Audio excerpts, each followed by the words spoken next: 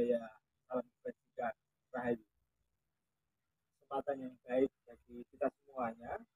Di ruang ngobrol asik konten YouTube ini berada di salah satu pondok pesantren yang tentu juga banyak pemirsa dan masyarakat di Jakarta khususnya sering melintas sebenarnya di lokasi tempat saya bincang-bincang nanti bersama ngasuh pondok pesantren. Ini pondok pesantren Al Mumtaz yang ada di Jalan Jogja Wonosari, tepatnya di Dusun Kerjan atau di Jalan Wonosari juga boleh, tepatnya di Dusun Padukuhan Kerjan, di Sambesi, Kecamatan Patok, dan sudah bersama dengan kita semuanya untuk nanti akan ngobrol asik tentunya ya, karena ini kontennya adalah konten rubrik ruang ngobrol asik bersama Pak Kiai Khairul Marzuki. Selamat siang Pak Kiai, ya selalu siang pagi. Alhamdulillah sehat, baik, luar biasa. Terima kasih. Dan saya mengenal beliau sudah cukup lama ya. Diperkenalkan oleh teman-teman dari muda-muda itu Ansar begitu. Kemudian saya bisa bersahabat dengan beliau dalam beberapa kegiatan. Saya juga bertemu dengan beliau di forum-forum kegiatan lintas agama, lintas iman gitu, yang ada di Kabupaten Gunung Kidul. Selain itu saya juga pernah mendapatkan kesempatan istimewa bersama santri-santri beliau untuk bermain drama kolosal di hari santri nasional 1000 santri yang dikerahkan oleh teman-teman Les Bumi Jatilulang.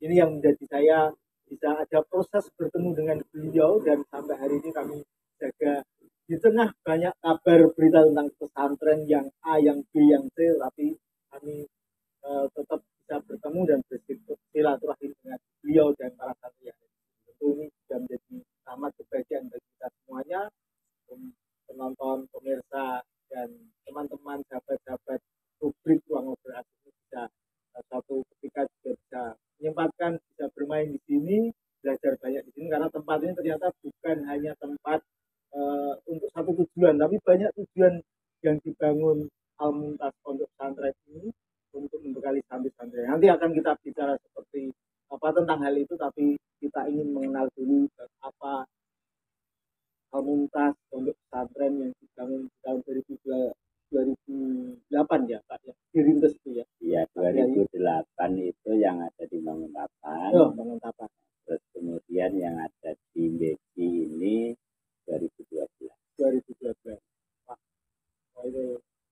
Khairul Marzuki. Saya sempat browsing Pak. Ini edisi ini sangat membuat saya berdebar-debar, karena saya harus belajar banyak dari pondok pesantren, dunia pesantren ini. Ya, saya kemarin juga mengulik dari dan internet. Dan kesini juga harus pakai peci juga ya. Padahal kalau saya mengikuti misa Ekaristi itu dari ratusan umat yang hadir di gereja yang pakai peci hanya saya Pak. Oh gitu ya. Iya. Itu. Saya mengulik di beberapa internet tentang Al Mumtaz. Iya. Arti Al Mumtaz itu saya pikir istimewa. Iya. Betul. Ya, excellent. Ya. Apa yang ingin gagasan yang sehingga Pak Kiai Khairul ini datang ke Gunung Kidul untuk membangun di sini? Ini ya mohon maaf ya, dulu kesan orang Gunung Kidul itu kan tertinggal ya. Memang. Dan ini masih Indonesia loh. Masih Indonesia. Di saat saya mahasiswa sering praktek di daerah Gunung Kidul, memang ada yang perlu kita perhatikan, ada yang menarik untuk kita perhatikan. Di antaranya adalah ketertinggalannya bidang pendidikan, ekonomi. Waktu itu tahun 90-an itu masih banyak itu anak-anak SMP sudah nikah. Jadi tamat SD, tamat SMP lah, itu sudah dalam tanda petik harus menikah. Kalau tidak pergi ke sana. Kita terus begitu. Nah, maka kita lihat itu kalau hari raya, waktu momen mudik itu, waduh jalan ini orang mudik dari Jakarta ke Wonosari saking banyaknya orang gunung itu. Selain di pesawat, ya, menambah kepadatan itu. Nah, itu di sana sukses. Cuman sampai kapan? Terus persaingan yang ada di sana mampu apa tidak di era yang maka kita terpanggil untuk kalau mereka pergi ke Jakarta karena ada maju, bisa nggak kita pasang maju di sini? Kalau perlu dibalik nanti orang Jakarta pada sini untuk mengambil maju yang ada di sini, ya, tapi bukan memaju.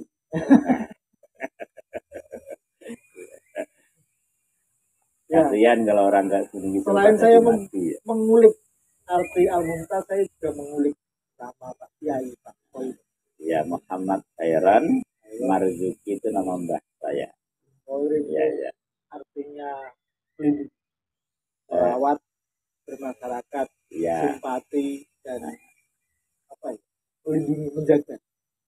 Saya melihat mengulik di internet. Terserah mau diartikan apalah. Dan simpati tentunya, karena juga saya akhirnya juga memancing teman-teman itu simpati dari sini.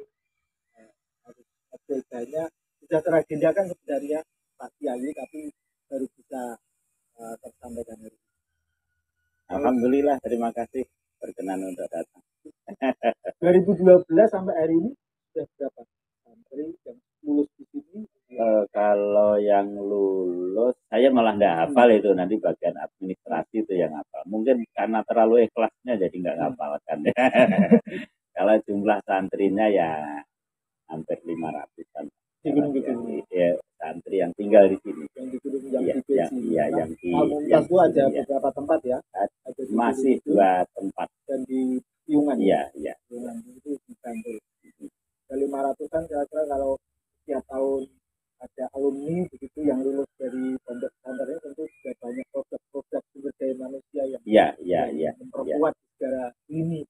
Ya, semoga. Tapi saya lihat dulu. Belum sesuai dengan apa yang kita inginkan, yang jadi visi misi Al-Mumtaz, yang jadi himmah kita cita-cita. Tapi ini proses. Saya yakin pada saatnya nanti akan ketemu. Supaya saya juga mengenal lebih dekat tentang pondok ini, Pak. Al-Mumtaz ini, santri yang belajar di sini itu tentu tidak hanya belajar tentang agama. Iya. Saya lihat dari foto-fotonya. Sini itu ngaji fikih dan ngaji sugih. Maksudnya apa nih? Jadi ngaji sugih itu membekali ya. Iya. Jadi membekali ilmu agama ya, membekali caranya cari duit yang banyak. Itu bagaimana pola pembelajaran dari akademik dan non akademik yang disampaikan untuk pondok ini terhadap santri-santri? Kita integrasi. Ya, antara ngaji, ilmu pesantren, kemudian juga formal dan entrepreneur. Ya, kita kewirausahaan. Iya, kita nyebut sebenarnya entrepreneur itu tidak hanya sekedar memproduksi, tapi jiwa untuk produksi. Dimanapun kita berada, membawa kemanfaatan, membawa produktivitas, manfaat untuk diri dan manfaat orang lain. Karena Rasulullah menyampaikan khairun nas anfa'uhum linnas. Apa? Sebaik-baik manusia adalah yang paling bermanfaat bagi orang lain. Orang lain, ya, gitu. Ya, ini hasil dari teman-teman santri di pondok pesantren Al-Mumtaz ini ada air mineral. Iya. Mereknya atas ini yang masih dalam proses ya Pak. Perizinan ya. Masih dan sulit. Semoga melalui konten ini pengambil kebijakan mulai berpikir bahwa banyak produk-produk santri, produk-produk usaha kecil menengah itu kesulitan dalam hal mendapatkan ini. perizinan. Ini harus ada terobosan tentu. Saya sering juga minta tolong kepada pemangku kepentingan agar kita banyak diedukasi. Banyak diedukasi. Saya kira anak bangsa ini pengen bangkit.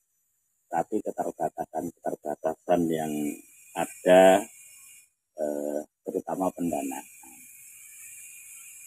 atau pengetahuan. Maka saya meminta kepada pemangku kepentingan terutama aparat hukum, kalau tahu anak bangsa ini yang mau bangkit usaha ya, lo kok belum punya perizinan jangan dibredel. Datangi, edukasi, negara harus hadir untuk bagaimana Al-Mumtaz ini memperoleh. Iya, negara hadir untuk membantu, bukan untuk merobohkan apa yang sudah dimulai. Ya gitu ya, kira-kira begitu ya. Jadi itu baru negara yang manfaat. Ya, negara yang manfaat. Selain ini juga ada produk air mineral juga. Ya, ada roti. Ini roti. Kenapa Pak buat roti, tidak membuat produksi kurma begitu? Kita hidup itu kan tidak harus ke Arab-Arab. Ya, apa kalau Islam itu mesti ke Arab-Araban. Jadi roti itu ya. Apa ya? Bukan ke Arab-Araban ya roti itu. Ya lokal yang memang jadi kebutuhan kita. Produk-produk. Ini kearifan lokal ya saya kira ya. Apalagi ini Yogyakarta itu bakpia. Kita buat juga bakpia. Karena ini kan wisata yang gunung gitu kan banyak. Nah, mereka perlu oleh-oleh makanan khas bakpia. Kita buat. Ini kan mengambil peluang. Teman-teman pariwisata yang pegiat pariwisata mungkin bisa terintegrasi dengan pondok pesantren Al-Mumtaz ini. Banyak oleh-oleh yang diproduksi oleh pondok pesantren Al-Mumtaz ini, salah satu bakpia. Ini sudah masuk di beberapa tempat oleh-oleh ya Pak. Iya. Itu juga ada di jalan utama sudah tersedia di sana. Selain itu juga ada produk kebutuhan dapur. Ada sabun, deterjen ya. Ya, deterjen ada. Cuci tangan. Iya. Tak kalah penting juga produk-produk yang menarik nih, batik ini. Ya. Ini sebenarnya tidak hanya sekedar batik. Fashion lah ya. Fashion. Ada pakaian, nanti ada kaos jadi nanti orang yang datang ke sini dapat oleh-oleh selain makanan juga pakaian gitu. Bahkan kita membuka field trip. Jadi kalau ada tamu wisatawan gini, kalau orang study tour, pelajar mahasiswa itu kan butuh tempat untuk kunjungan industri ya. Kesini akan banyak manfaatnya. Selain mengunjungi industri yang ada di sini, dapat tambahan pengetahuan, nanti juga akan dapat pendidikan, edukasi dengan berlatih, mengembangkan life skill-nya dengan field trip itu. Dan bahkan yang melakukan ini kan anak-anak santri, anak-anak muda. Anak-anak muda yang mungkin akan setara dengan para wisatawan itu. Mereka ternyata bisa usaha. Saya mestinya juga bisa. Lah inspirasi itu. Makanya lah kemudian di tempat ini kita jadikan nama WIPA. Wisata, edukasi, inspirasi, trainership. Apakah ini juga yang mendorong Pak Kiai semangat untuk membangun pesantren yang ada di Gunung Kidul ini, di tengah sepertinya pembelajaran tentang keberagaman ini kurang bagi anak kita? Apakah itu juga? Ya, tentu itu. Jadi saya cerita tahun 98, 97, 98 masih Orde Baru itu di tengah krisis moneter waktu itu. Saya bersama dengan Depsos bekerja sama untuk mengentaskan kemiskinan dan anak jalan. Nah, dengan dana yang cukup besar itu. Nah, saya lihat karena diajak oleh Depsos itu kan keliling melihat saudara-saudara kita yang kebetulan entah itu sebutannya prasejahtera, prasejahtera, kemudian ingin kita angkat. Gitu. Ada kan garis kemiskinan, bawah garis kemiskinan, terus atas menengah, atas gitu kan ya. Waktu itu katanya ada yang di bawah garis kemiskinan itu nggak banyak gitu. Yang tengah-tengah yang banyak. Tengah-tengah itu di mana? Saya mau maknani kok yang pas garis itu yang banyak. Nah, artinya miskin gitu ya. Yang miskin yang banyak. Iya. Dan itu maaf, saya lihat, saya simpulkan kok bukan karena takdir miskinnya itu, tapi karena sikap mental saudara-saudara kita yang muda-muda itu mungkin sampai sekarang itu dijangkiti oleh 4 penyakit. Apa itu? Males, miskin skill, kaya gengsi, konsumsi. Lengkap ini. Terus orang duwe semangat, konsumtif. Tambah lagi, wis melarat, males. Maaf itu, tapi itu sebuah kesimpulan yang banyak kena gejalanya. Dan Al-Mumtaz itu menjadi waktu itu belum, saya masih khairan muda kan, tapi sudah saya belum punya pesantren. Nah terus kemudian mikir gimana ya caranya ini. Lah untuk mengobati itu mestinya adalah pendidikan. Kelihatannya sistem pendidikan Indonesia harus kita perbaiki. Sistem pendidikan Indonesia itu masih knowing. Nah kalau ingin jadi negara maju itu harus being. Maka tadi kalau pertanyaan apa yang mendasari gitu, yang mendasari kenapa Al-Mumtaz memilih ini, karena saya pengen itba Rasul. Anak-anak muda kita ingin itba Rasul, Rasulullah Muhammad Sallallahu Alaihi Wasallam. Yang kedua ingin memajukan Indonesia. Yang pertama itba Rasul. Rasulullah Muhammad itu super leader, super manager, super entrepreneur. Bisa dicontohkan bentuk-bentuk wujud-wujud entrepreneur. Umur 8 tahun beliau sudah dididik, dilatih untuk leadership, kepemimpinan. Nah, nabi-nabi Allah itu banyak dilatih leadership itu dengan cara angon wedhus. Mengembala juga itu. Rasulullah mengembala juga. Maka kalau anak-anak muda ini mengikuti beliau itu sunnah Rasul. Itu sunnah Rasul. Maka saya ajak untuk ke sana. Kemudian umur 12 tahun itu istilah kita mungkin sekarang magang ya. Ikut pamannya dagang ke Sam. Sekarang Syria ya. Syria. Atau dagang ke Sam. Kemudian umur 17 tahun itu memulai usaha sendiri dengan yang namanya sekarang Sirka. Kerjasama. Salah satu orang yang diajak kerjasama adalah seorang yang sudah jadi pedagang kaya raya namanya Khadijah. Kemudian jadi istrinya itu. Nah itu kan karena ketertarikan begitu, etos kerjanya tinggi ya, budi pekertinya bagus, gitu kan? Ya orangnya juga bagus, gitu kan? Nah itu Siti Khadijah tertarik, kemudian jadilah suami istri. Mungkin yang jarang diterangkan ini, Mas Hendro, kalau Rasulullah orang kaya atau tidak? Rasulullah Muhammad itu orang kaya atau tidak? Kita kalau sering mendengarkan pengajian-pengajian yang diterangkan kan Rasulullah Muhammad itu miskin. Oh, saking miskinnya 3 hari 3 malam tidak dahar, terus sampai sabui ganjeli watu wirian yang diterangkan begitu. Itu menurut saya kesederhanaan Rasulullah.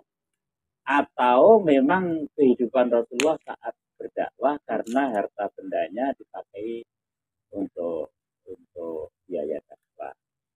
Tapi yang sering dilupakan adalah masa muda Rasulullah tatkala menikah dengan Siti Khadijah. Itu puncak kekayaan itu. Puncak kekayaan. Disebutkan, ada mungkin jenengan aja kalah ini. Nabi Muhammad itu pada waktu menikah dengan Siti Khadijah itu membayar mahar. Itu yang diberikan kepada Siti Khadijah itu luar biasa. 12 ons emas murni 24 karat. Kemudian 20 ekor unta merah. Bahkan ada riwayah yang menyampaikan 100. Nah, kita pakai 20 saja. Nah, unta merah saat itu kan belum ada mobil, belum ada motor, sepeda, belum ada yang dipakai kendaraan ya kuda, alat transportasi ya unta gitu. Nah, unta merah itu kendaraan termahal. Nah, kalau sekarang kendaraan termahal apa Mas Hendra gitu? Ferrari mungkin, Lamborghini lebih mahal nggak gitu? Atau Rolls Royce. Itu harganya berapa itu? Berapa M? Sudah punya belum? Atau membayangkan gitu kan? Ya ada yang 5 M ya. Nah ini Mak. Ya kita Lamborghini aja lah, ada 2,5 M itu ya, 2,4 ya, itu 2,4 sekian 2,5 lah ya. Kalau itu kita di cross G kali 20 berapa? Orang-orang sekarang ada seperangkat alat sholat. Iya. Nah, ini 12 ons emas murni itu sekarang berapa harganya? Itu 1 gram saja. Kesimpulannya triliunan itu. Jadi kalau dihitung sekarang Rasulullah itu triliuner. Nah kalau ini disampaikan kepada para remaja kita, mestinya mereka tergerak untuk mengikuti Rasulullah. Rasul kita itu super leader, super manager, super entrepreneur. Maka kalau ingin mengikuti Rasulullah, sunnah Rasul, ya anak muda bisa menuju ke sana gitu. Tidak hanya melaratnya saja. Gitu. Itu kan hanya satu sisi. Sunnah Rasulullah beda. Iya gitu. Sunnah Rasulullah mau malam Jumat. Itu sing gitu ya. Jangan yang ngerti ya. Gitu. Jadi nilai-nilai kewirausahaan yang dibangun Rasulullah itulah yang kemudian diterapkan. Iya. Dia pernah puncak menjadi orang kaya juga. Iya. Itu puncak orang kaya, belum nanti setelah bersatu dengan harta bendanya Siti Khadijah yang disatukan. Luar biasa. Dan itu kemudian dipakai untuk membangun peradaban.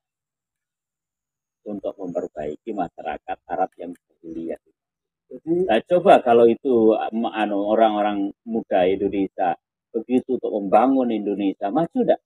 Kalau begitu, maka kemudian keinginan kita mengapa mendirikan ini, mengajak alumni santri, para remaja itu untuk membangun Indonesia menjadi Indonesia yang lebih maju. Punya ketangguhan itu. Ya. Harus menjadi anak muda itu kemudian berharap ya boleh-boleh saja, tapi kemudian orientasinya kan sekarang kemudian bergeser, kudu jadi pegawai, kudu jadi PNS dan sebagainya. Itu kolonial itu kolonial. Kalau ingin jadi negara maju, sekarang kita lihat ciri atau salah satu kriteria negara maju itu apabila ini salah satunya wirausahawan, persentase wirausahawannya tinggi. Ya, Amerika itu sekitar 11%. Cina lebih banyak lagi. Kemudian Singapura itu sekitar 7%. Indonesia itu 0, sekian sekarang itu. Kemarin sempat 1, sekian. Sekarang itu 0, kenapa itu terjadi? Kembali kepada sistem pendidikan Indonesia itu ternyata kurang membongkar itu ya. Hanya mencetak pelamar kerja, bukan mencetak pencetak lapangan kerja. Mencetak pelamar kerja saja tidak ahli, maka ada guyonan itu. Di Indonesia itu enak. Kalau sekolah di SMP, SMA, terus nanti cari beasiswa, kalau nggak kuat kuliah cari beasiswa S1. Kalau S1 nanti bingung kerja, cari beasiswa lagi S2. Jadi setelah S2 bingung lagi kerja, jalan keluarnya beasiswa lagi S3. Akhirnya dokter stres. Kurang membongkar jiwa-jiwa karakter mata entrepreneur kewirausahaan. Iya. Makanya tadi harapan kita nanti alumni Almumtaz itu keluar dari sini bisa mendirikan usaha sendiri, tidak tergantung kepada pemerintah dari urusan sisi itu ya, tidak tergantung kepada pemerintah. Nah, bang kerja ya nggak bisa. Begitu ngelamar pekerjaan nggak dapat, ngeritik pemerintah, katanya pemerintahnya yang nggak becus ngelola, padahal dia yang nggak becus bekerja. Kan ya maaf ini ya, itu ya begini. Ya mohon maaf ini semoga nggak ada yang tersinggung, tapi yang ada tergugah ya, tergugah apakah ini nyata atau tidak. Kalau kurang nyata ya mohon maaf. Setidak-tidaknya ada satu sisi penilaian saya yang begitu, tapi yang baik banyak lah. Membangun kewirausahaan itu juga perlu ketangguhan diri yang super begitu. Betul. Karena memang jadi UMKM jangan usaha wira swasta itu dari modal mikir sendiri, packagingnya juga mikir sendiri. Iya. Kemudian produksinya mikir sendiri, pemasarannya mikir sendiri. Iya. Ini rantai panjang yang memang harus membutuhkan inspirasi seperti logo ini. Iya. Inspirasi entrepreneur di Almumtaz ini. Iya, Mas. Kita tahu bahwa nggak ada pengusaha yang salabun sukses. Nggak ada. Itu pasti jatuh.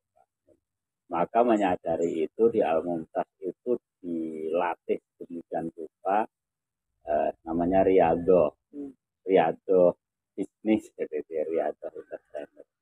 Anak yang masuk ke Almumtaz ngaji jelas namanya Taqwa Fiddin, itu intinya ya, wajibnya ya. Tapi kemudian latihan pertama akhlak. Jadi kalau jenengan membaca apa itu Mas bukunya siapa, hasil penelitiannya siapa itu, Thomas C. Stanley ya, itu kita sampaikan juga itu kepada anak-anak yang ada di sini. Mereka itu meneliti 100 faktor yang paling mempengaruhi kesuksesan seseorang.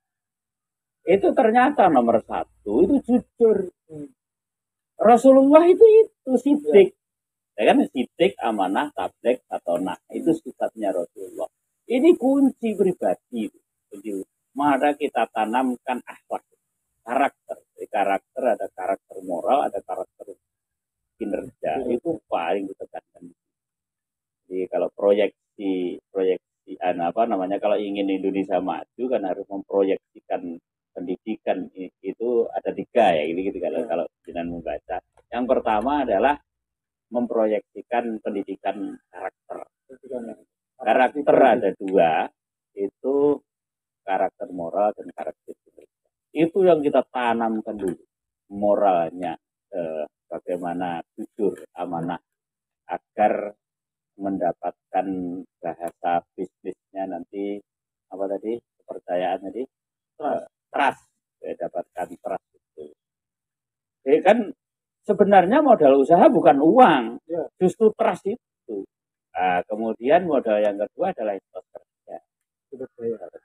Maka di Almumtaz ini Mas, MKDU-nya itu majul.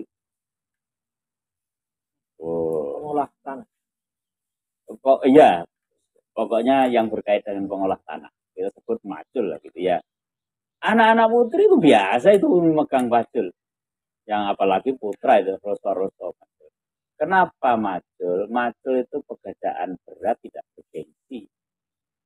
Ya kalau anak muda itu mau majul, nanti itu kalau pekerjaannya kepeksa berat, mereka sudah biasa. Kalau nanti kemudian hidupnya enak akan banyak berpikir. Dan sisi lain majul itu apa namanya kan barang papat sing ra oleh ucul, perkara papat sing ra oleh ucul. Tapi untuk menerangkan itu 8 SKS harus di waktu yang lain itu. Dengan harus datang lagi, ya. Nanti ada partai itu. Partai partai. Iya. Nah, salah satunya begini. Kalau macul yang dipegang kan duran. Duran ini dipegang ini ya pegangannya itu duran. Ya, harapannya memang dengan latihan riadoh dia yang berat, nanti kehidupan ini nggak gampang maju harus pengiran. Tidak cengeng. Iya, tidak cengeng. Bahasa kita, kita itu kalau ingin sukses harus tikot bina. Ada kekuatan jiwa, menjadi jiwa yang tangguh, kuat, bagai batu karang di tengah lautan yang tiada goyah oleh badai, ombak dan gelombang, tiada lekang oleh panas dan tiada lapuk oleh hujan. Nah, gitu kira-kira. Gitu. Anak-anak muda dan menginspirasi, semoga ini bisa nanti terdiskusi dengan baik dan juga bagi teman-teman yang tadi disinggung malas dan konsumtif dan sebagainya, miskin skill ya, skill itu harus bisa mengolah mulai dari saat ini sama teman-teman santri ya. Al-Mumtaz yang ada di sini. Ngaji fikih, ngaji sugih. Ideal dimentas. Makanya di sini masuk selamat datang di pondok pesantren Al-Mumtaz, tempat nyantrinya calon pengusaha muslim. Nah, gitu. Gitu. Tapi tetap keindonesiaan yang Nusantara. Ini yang akan saya tanyakan juga. Tadi sebenarnya saya punya pertanyaan, tapi sudah dijawab.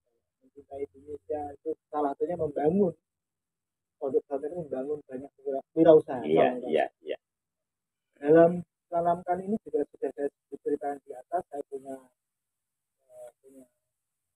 perjalanan hidup, punya pengalaman dengan pondok pesantren ini, juga pernah menginap di sini bersama lintas agama. Bagaimana pondok ini menanamkan cinta tanah air ya. Ya, kalau kita jelas ajarannya hubul waton minal iman ya. Hubul waton. Di lagu aja. Hah? Di lagunya Ansor yang sering dinyanyikan Ansor aja. Yang bunyinya gimana? Yang tadi Pak Kiai sebutkan itu. Ya. Bunyinya gimana? Ini sebenarnya saya ngetes dengan. Nah, ini nyatanya bisa. Saya takut kalau keselio-selio itu. Ini saya nih. Orang-orang yang santri gitu kan. Ini yang teman kita lintas agama aja nggak bisa. Lina Hirman gitu. Iya. Ya, itu cinta tanah air.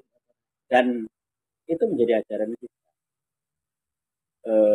Kemudian kita juga harus toleransi. Siapapun saudara kita, entah agama apapun, tapi kita ini kan saudara tetangga. Maka namanya ada selain ukhuwah watoniyah gitu, sesama saudara tanah air. Maka kalau mendengar tadi ceritakan pernah ada kegiatan di sini bersama, kita memang juga mengajarkan untuk toleransi, sambil bergaul. Iya. Kita tidak menjelekkan orang lain, tapi meyakini akan kebenaran kita. Gitu. Meyakini kebenaran kita tanpa dengan menjelekkan orang lain. Nah, itulah yang kita ajarkan di sini. Untuk zaman ini sangat terlepas pemikiran. Iya, kira-kira begitu. Di tengah ya, kalau kita melihat saling menghujat, jadi ngeri. Tetapi pondok pesantren juga mengembangkan kelas digital. Iya. Bagaimana itu? Mendukung kegiatan ini? Iya. Kita sudah mencanangkan pesantren Al-Mumtaz menjadi pesantren digital. Kelasnya pun kelas digital, kelas Android kita laksanakan. Karena perkembangan ini begitu. Dasarnya al-muhafadzatu 'alal qadimi sholeh wal Yang lama yang bagus tetap kita pertahankan, yang baru yang lebih bagus ya tetap kita ambil. Nah, masalah digital itu apakah baik atau tidak itu kan justru tinggal memanfaatkannya. Kalau nggak bisa memanfaatkan, ya jadi jelek. Kalau bisa memanfaatkan, jadi bagus. Tapi sekarang saya bertanya, ada enggak pemuda sekarang yang bisa meninggalkan handphone? Orang hidup sekarang yang bisa meninggalkan handphone. Kecuali memang tua-tua banget. Ya. Sekarang kayaknya kalau toh ada kan mungkin 0, sekian persen kan.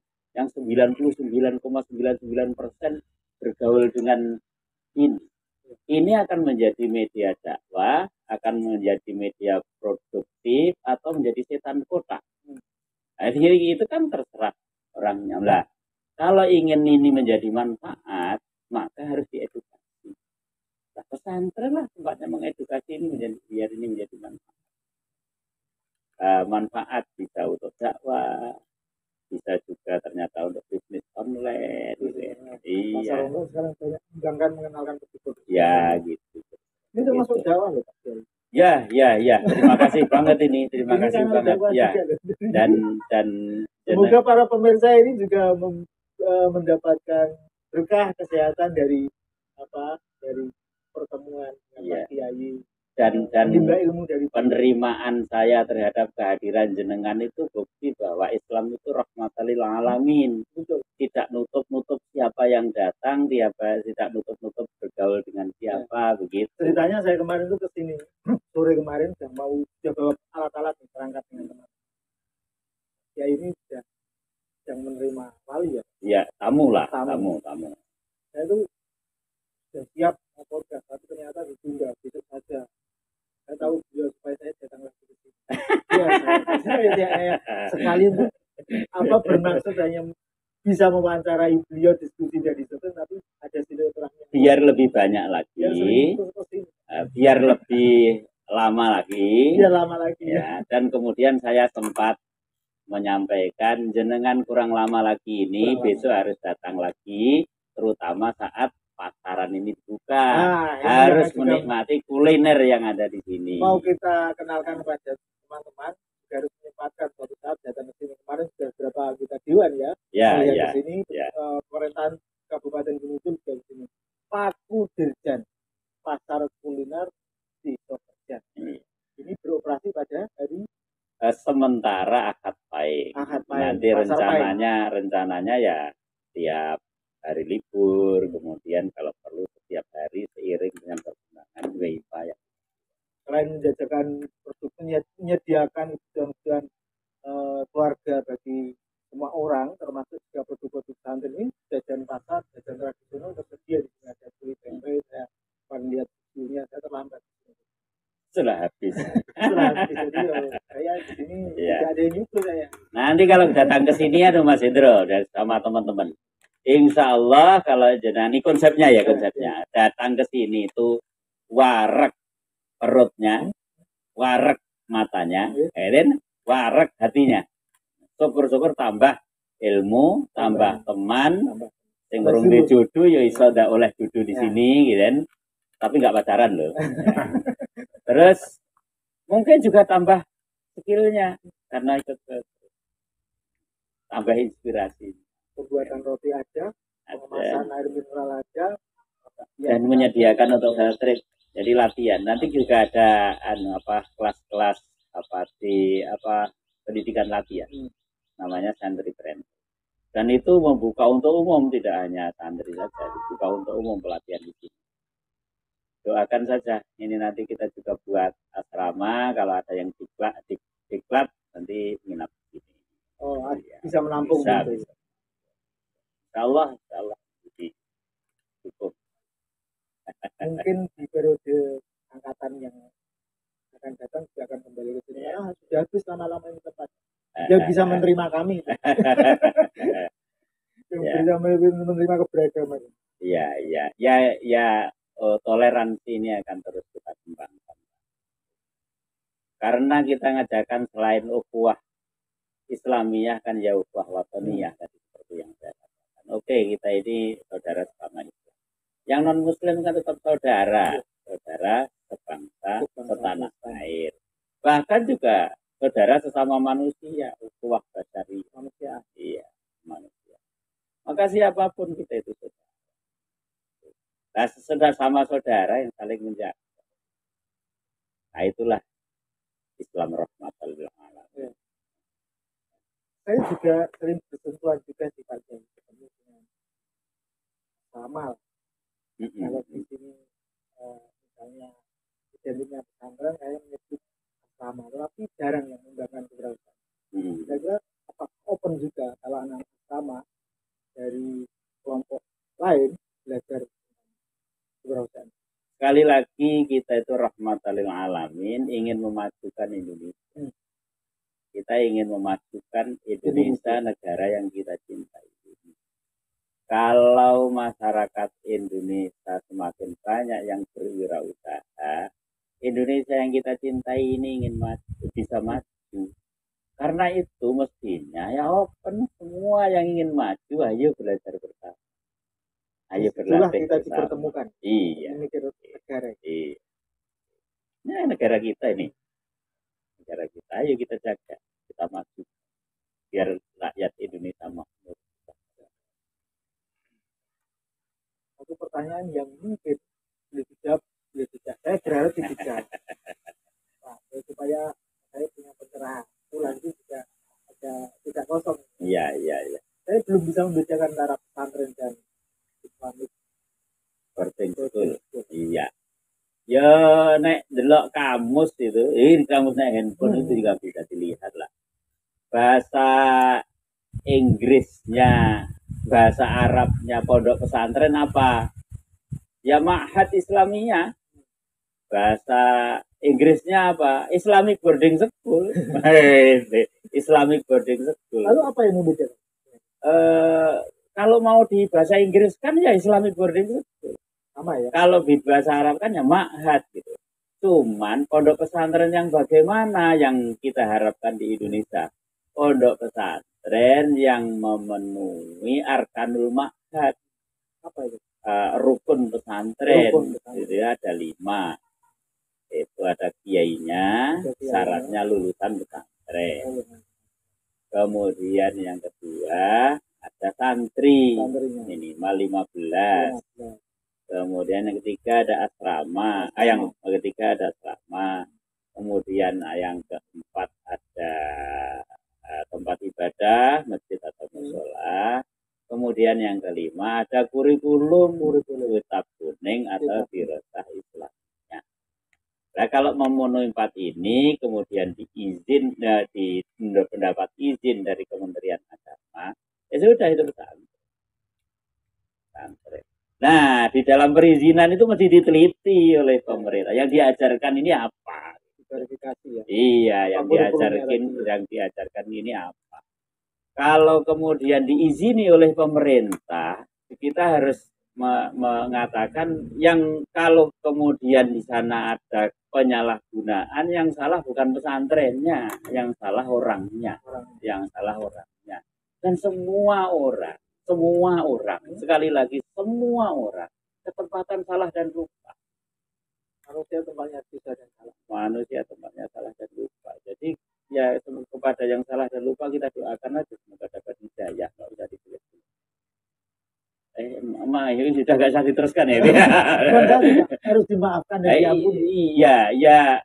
Didoakan saja lah. Dan kita saling mendoakan, ya, semoga kita saling bahkan musuh saja harus didoakan ya. Iya. Musuh-musuh kalau di tempat ada 10 perintah ini.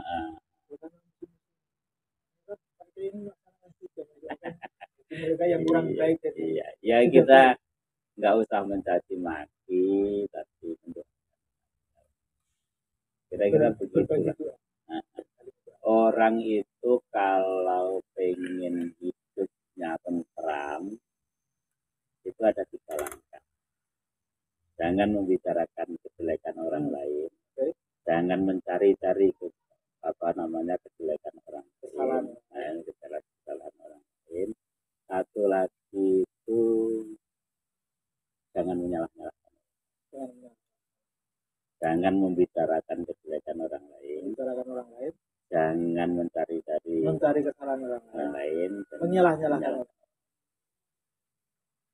Itu kira-kira begitu. Insya Allah rukun. Ya. Itu Soalnya apa? Begitu jenengan saya jelek-jelekan, kalian pasti berusaha ingin membalas. Kira-kira gitu kan? Pasti pengen jelek. Akhirnya ingin jelekan saya juga. ini yang tidak Nggak rukun. selesai. Pada akhirnya sebenarnya kita ini membuka kejelekan kita sendiri. Karena aku jelekan sampean, sampean jelekan aku, masyarakat tahu kejelekan kita berdua. Artinya dijelekan satu, kemudian selesai di sini, malah aman ya. Iya. Tidak, ini harus perlu didoakan dan sebagainya. Ya sudah Tidak berlanjut. ya. Nanti kalau ingin mengingatkan pribadi itu. Kalau ternyata nggak mau, tugas kita selesai. Kecuali kalau menimbulkan korban yang banyak, maka cara mengingatkannya ada tempat lain, kita ada hukum. Ya, para hukum lah. Gitu. Saya kira begitulah, aman. Masih harus kita dengan hati dan pikiran sebagai manusia yang bermaaf, Ya, Allah Tuhan yang bermurah hati. Itu menjadi solusi yang baik daripada hukum berarti akhir. saya tadi lek basa Jawane aku kelingan tadi. Aja nyonolo, aja nyonolo marang liyan, aja ngomongne alaning liyan, lan aja ndelesih alaning liyan. Jangan menyangka buruk, suudon. Jangan mengomongkan kejelekan orang lain, namanya apa? Ngrasani. Apa gosip ngrasani. Jangan jadi digos yang gosip. Terus kemudian aja selesai alaning cari-cari. 3 ini kalau dilakukan insya Allah rukun sampai. Ada yang disampaikan lagi Pak Kiai untuk masyarakat penonton yang menyaksikan dialog kita melalui kanal YouTube publik Ruang Obrolan. Ya. Satu, semoga banyak yang nyantri ke Al-Mumtaz. Ya. Yang kedua, ayo cicipi nih produk-produk Al-Mumtaz, disemangati. Masyarakat ini kan bukti apa? Pemberdayaan masyarakat. Terus kemudian yang ketiga, ayo hidup rukun. Ayo hidup rukun. Ayo kita bangun Indonesia supaya saya kira itu. Hal itu kita bisa memperkuat tali silaturahmi kita, lintas agama, lintas kepercayaan, lintas iman yang memang harus kita memiliki kewajiban untuk menjaga dan merawat itu. Ya. Apapun agamamu, apapun kepercayaanmu, tapi tetap yang perlu dikedepankan adalah manusia, kerukunan bersama. Iya. Urusan usaha bersama dalam keduniawian mari kita bersama. Kemudian urusan peribadatan memang harus sendiri-sendiri, jadi yang harus dianakan ya. Dengan beribadat aku tak ikut, ya. Saya beribadah dengan tidak ikut, tapi untuk kerja bakti ayo bareng-bareng. Nah, gitu. Kira-kira gitu. Begitu kira-kira kita sudah hampir 1 jam menimba ilmu dari beliau Pak Kiai Muhammad Hoirun Marsudi. Betul ya Pak? Ya.